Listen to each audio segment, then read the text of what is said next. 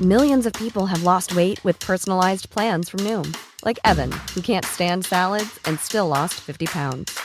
Salads generally for most people are the easy button, right?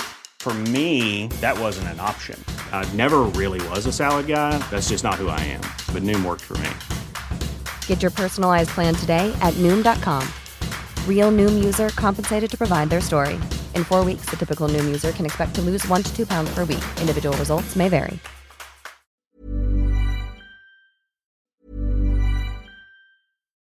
Millions of people have lost weight with personalized plans from Noom. Like Evan, who can't stand salads and still lost 50 pounds. Salads generally for most people are the easy button, right? For me, that wasn't an option. I never really was a salad guy. That's just not who I am. But Noom worked for me. Get your personalized plan today at Noom.com. Real Noom user compensated to provide their story. In 4 weeks, the typical Noom user can expect to lose 1 to 2 pounds per week. Individual results may vary. The living room is where you make life's most beautiful memories. But your sofa shouldn't be the one remembering them. The new life-resistant, high-performance furniture collection from Ashley is designed to withstand all the spills, slip-ups, and muddy paws that come with the best parts of life. Ashley high-performance sofas and recliners are soft, on-trend, and easy to clean. Shop the high-performance furniture in-store or online at ashley.com. Ashley, for the love of home.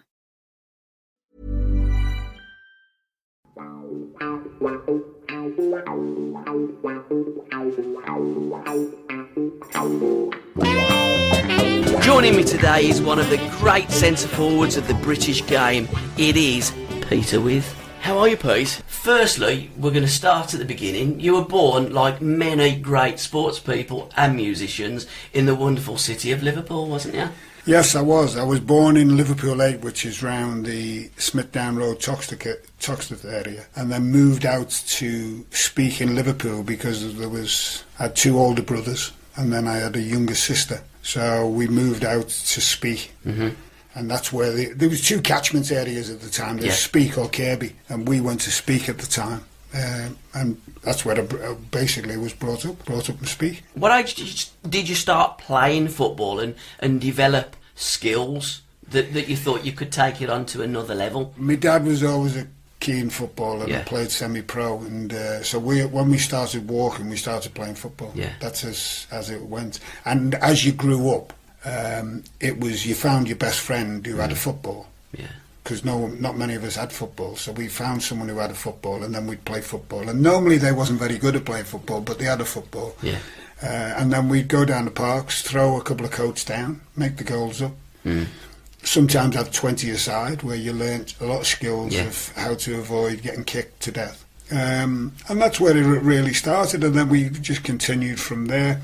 Started playing for the schools teams, then started playing whenever you can get a game, basically. So Saturday League, Sunday League, Wednesday Business House League in Liverpool. And just, that's the way you sort of... But it was never any coaching. It wasn't like, you never got coached or anything. You just went out and played. Whatever you learnt yourself. I mean, I used to go out for hours in the street and just kick a ball around in the street on my own and practice whatever I wanted to practice, keeping the ball up, doing tricks, doing things with the ball. Just learning a little bit of a trade, thinking that one day you were going to play football. And I always said to my mates that we used to go to the Gladys Street end, watch Everton play. And then I sold programmes at Everton with my uncle and my father and my brothers. And the only reason we sold programmes wasn't for the money or anything, it was to get in the game. We got in the game free. So we wanted to go and watch the game. And I used to say to my mates at the time, one day I'm going to play at Goodison Park. And they were like, "No, you'll never play at Goodison Park." I'm telling you, I'm going to play at Goodison Park. And then I also said to them, "And one day I'll play at Wembley." "No, you won't. You won't play at Wembley." And I went, "Okay, we'll see." Well, we're going to fly in and out of different eras. The Everton team that you grew up and you first loved, what players were in that team? Oh, I mean, we had probably the best midfield team in 3 players, because we had a... So it was the 60s? So we had Ball, Kendall and Harvey. And they were terrific players, all 3 of them, different in the style, but terrific players. And then when I first started watching them, we had the likes of Fred Pickering, we had Mike Trabilko, we had Derek Temple. So we had quite a number of good players. Brian LeBone was the centre half. He was the England centre half as well. We had Jimmy Gabriel playing. He could play anywhere. He could play in midfield. One of my first managers was Alex Parker, who was the right back, Scottish international.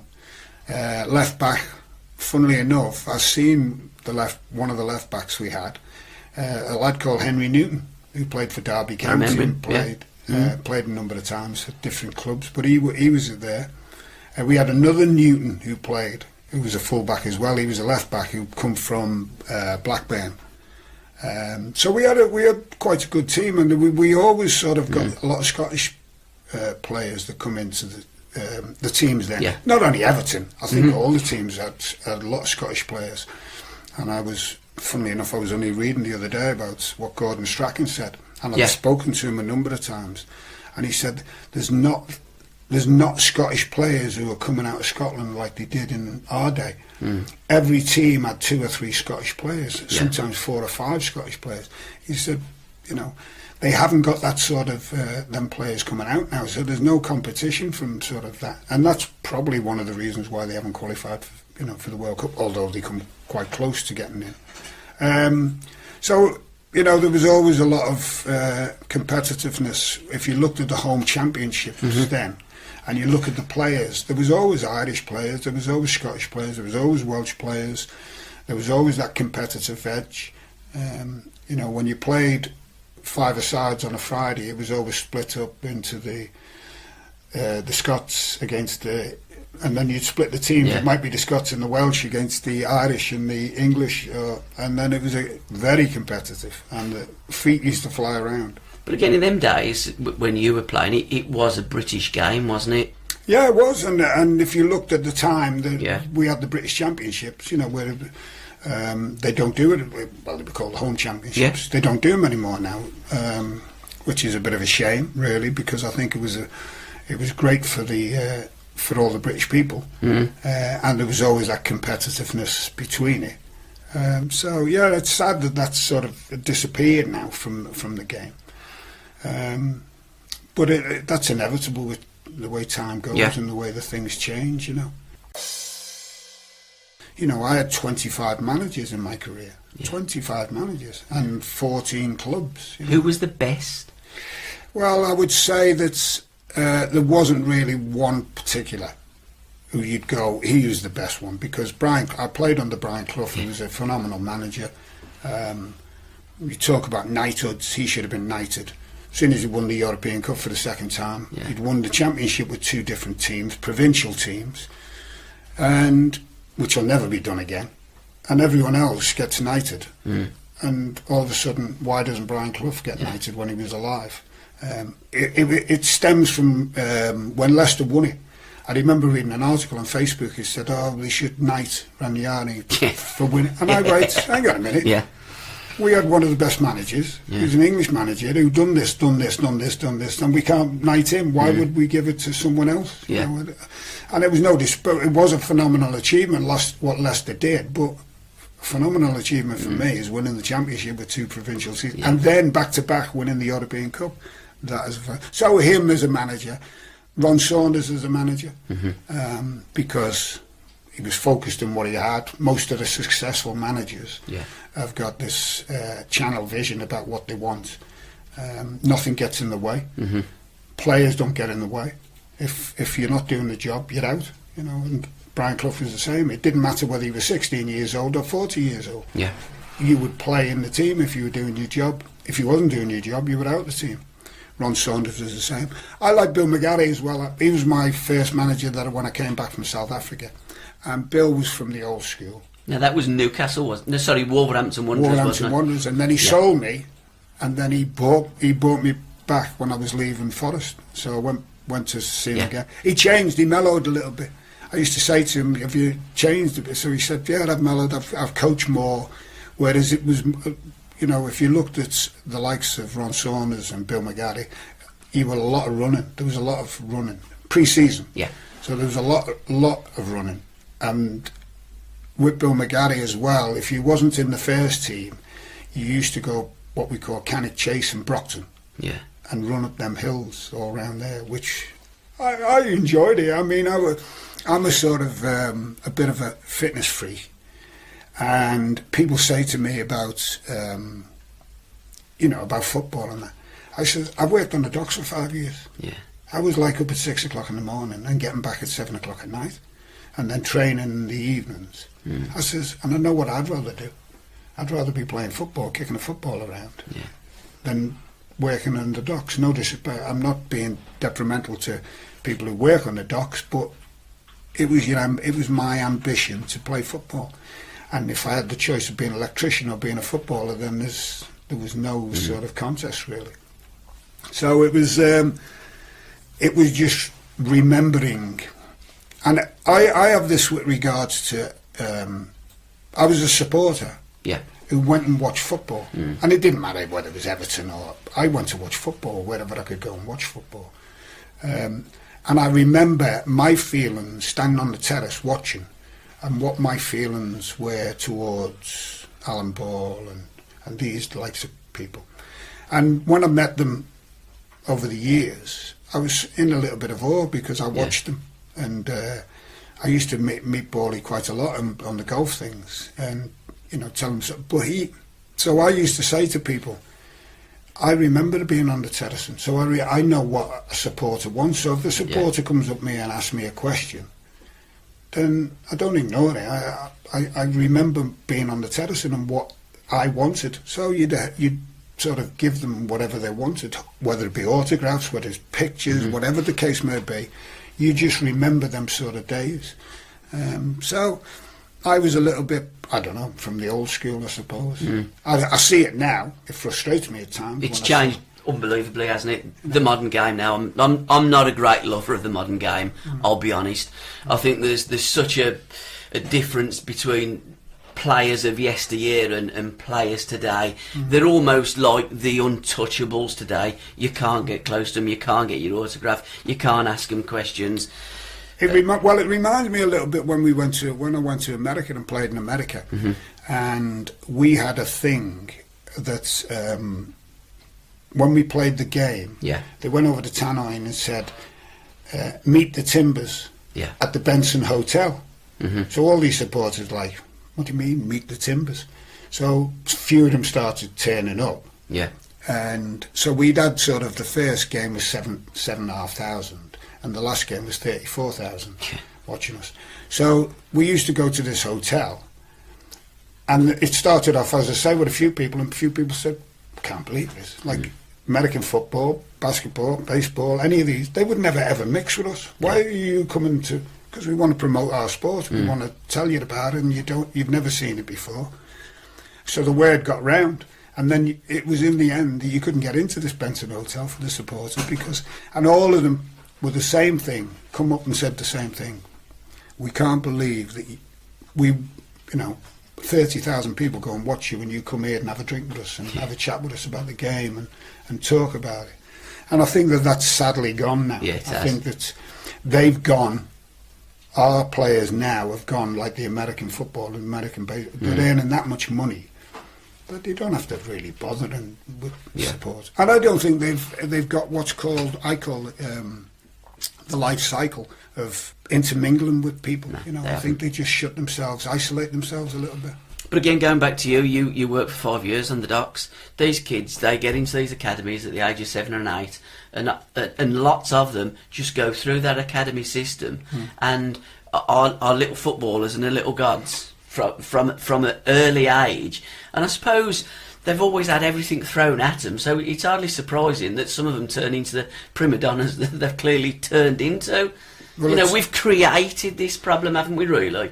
We do create the problem, and I think you're right. And I look sort of throughout my career, and players that I've met who couldn't, if they were going on holiday, they couldn't organise going on holiday because what happened as a footballer, if you went and played somewhere, you were just handed a boarding pass. Yeah. Turn up, give your passport in, handed a boarding pass, and everything was, all your luggage, everything was looked after. Yeah. And I'd be carrying my luggage, and the lads would say, "Why don't you just no? I'm used to carrying my own luggage. I'm not getting other people to carry my luggage. So it's changed a little. And I think what we've tried to do with the book and what, Simon Goodyear and I, when we sat down, is that we've tried to give the feeling of a supporter come footballer, but still remembered his roots of where he came from, and never really gone above my station. And I think it's helped really that Kathy and I met when we were 13 years old in Speke, because she come from the Dingle area and moved to Speke as well, around the corner, 5 doors away. So I think it's helped that we've been together all these years. And she's sort of like me, but probably a little bit more than me, because she doesn't seem to be in awe of anyone. Yeah. She's sort of... So she keeps your feet on the ground at times. So who are you in awe of?